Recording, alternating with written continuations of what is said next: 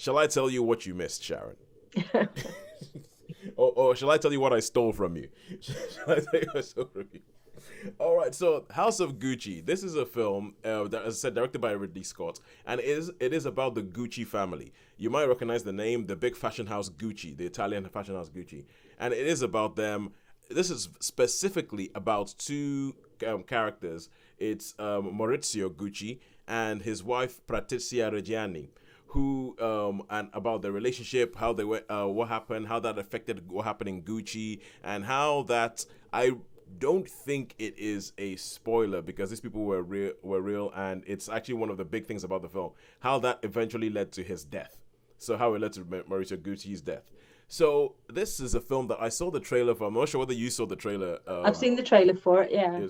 And so it's in English. It's in English, but obviously all these people are Italian, so it's people acting in English but putting on Italian accents. So you have Adam Driver, Lady Gaga, you've got Jeremy Irons, you've got Al Pacino, you've got Jared Leto, all None of doing whom are actually Italian.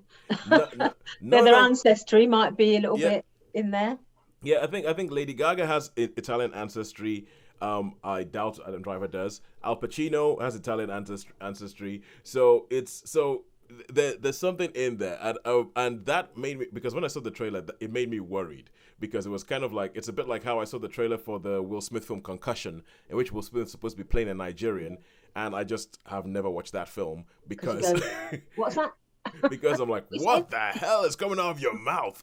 And some of the accents in the trailer, they go towards, like, it felt a bit like a caricature, like a caricature of Italians. People go, hey, molto bene, and all that kind of, Yeah.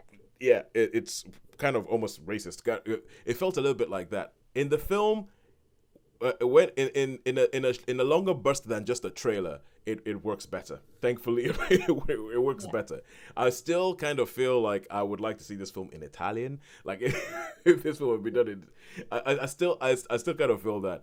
But also, even watching the film without knowing much about the real life story, it's kind of like Ridley Scott has taken the dynasty approach. So it's a true life story, but presented almost through the lens of those really flashy soap operas like Dynasty or Dallas or anything like, and it's about, oh, there's this family and they're going to come up and, oh my God, everything is turned up to 11. And the character that Jared Leto plays, you're kind of like, I don't think this character existed in real life. This character could not have existed in real life. And sure enough, you because he plays Paolo. He plays Paolo Gucci, who is the grandson of the original founder of Gucci. So you go through the generations. You have you never see the original founder of Gucci on screen, but it's really about his two sons, Aldo and Adolfo, who have 50% stake in the country, in the business, and then their sons. You have Maurizio, who is Adam Driver, and you have Paolo, who is Jared Leto. And it's all about people fighting for control of this company, and whether people think, is this supposed to be like a fashion thing that puts fashion above everything else, or is this supposed to be about profits, where you put profit above everything else, and how this person tries to kick that person out of the family, and then this person goes, oh no, you won't kick me out of the family, and it becomes, so that's where it gets very Dallas. Where it gets very Dallas, very Dynasty, very soap opera, and it's played like that. And I think they've gone for more the soap opera side of things over necessarily everything being 100% accurate. Mm-hmm. Certainly, Jared Leto's character is kind of the family of Paolo Gucci are quite insulted by the portrayal. And I can totally understand why, because they've made that character a buffoon. And when you actually look at the history of Gucci and everything, you're like, wait a second, no, this guy was like a vice president of the company for a while. He was like the chief designer. You don't put a buffoon in that position. Yeah. So there's bits of it where it seems like it's been dialed up and it's been done just for. But what it's like a feature length episode of a soap opera. That's what it is. It's like a feature length episode of the soap opera. Everybody is up to. I mean, Salma Hayek shows up for a bit where she plays, and there's a. Do you remember the TV show Absolutely Fabulous? Yes. there is a scene in this where Salma Hayek and Lady Gaga are walking around, and it is like a scene out of Absolutely Fabulous. It is like Adina and Patsy come to life. and I was just kind of going, what is this? Having said that, it is well made because it's Ridley Scott, and I have to admit, with Ridley Scott, I think that he is becoming an all right filmmaker. He's becoming a steady pair of hands. Where I cannot think of the last time I saw a Ridley Scott film that was like, wow, that was amazing. It's just, here's the story.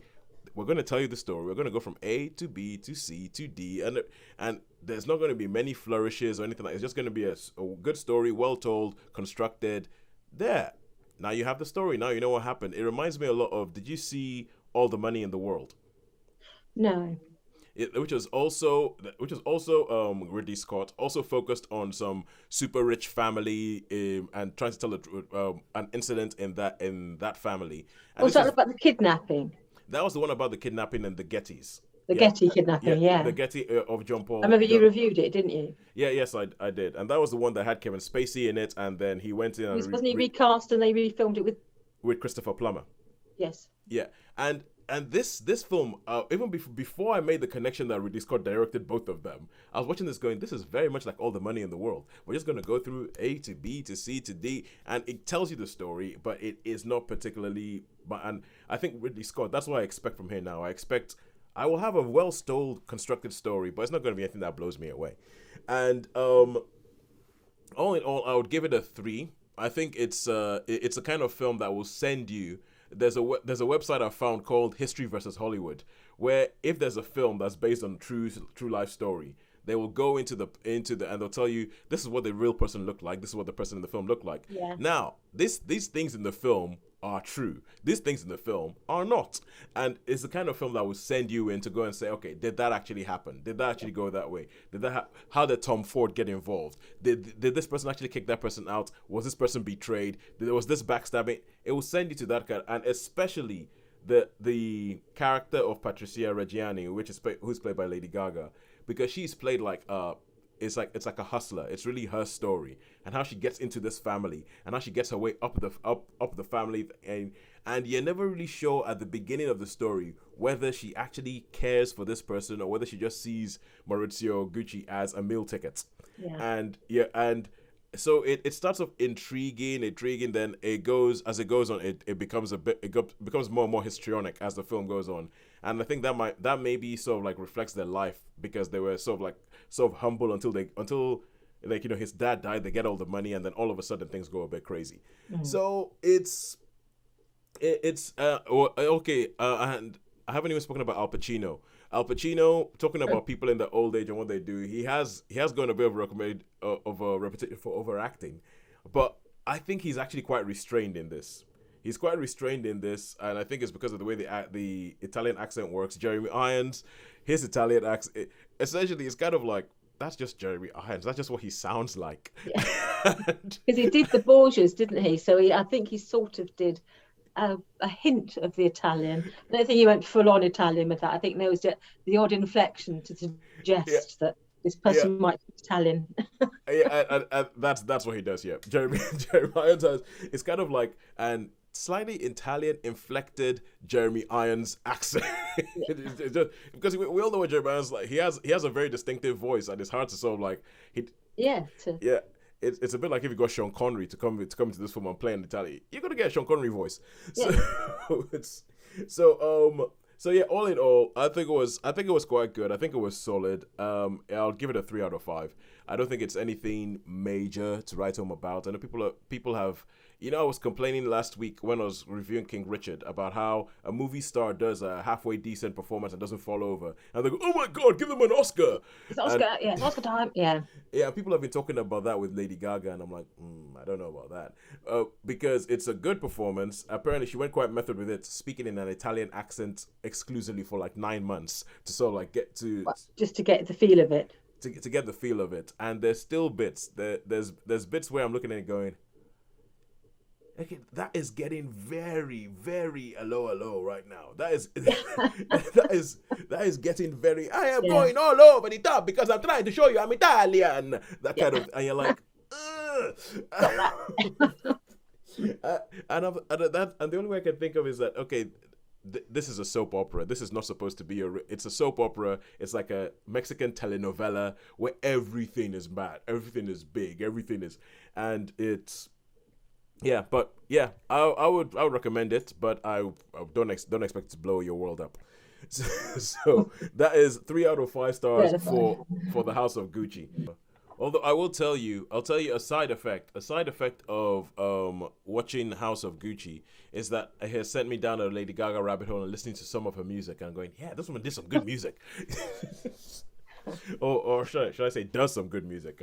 Yeah. So from that is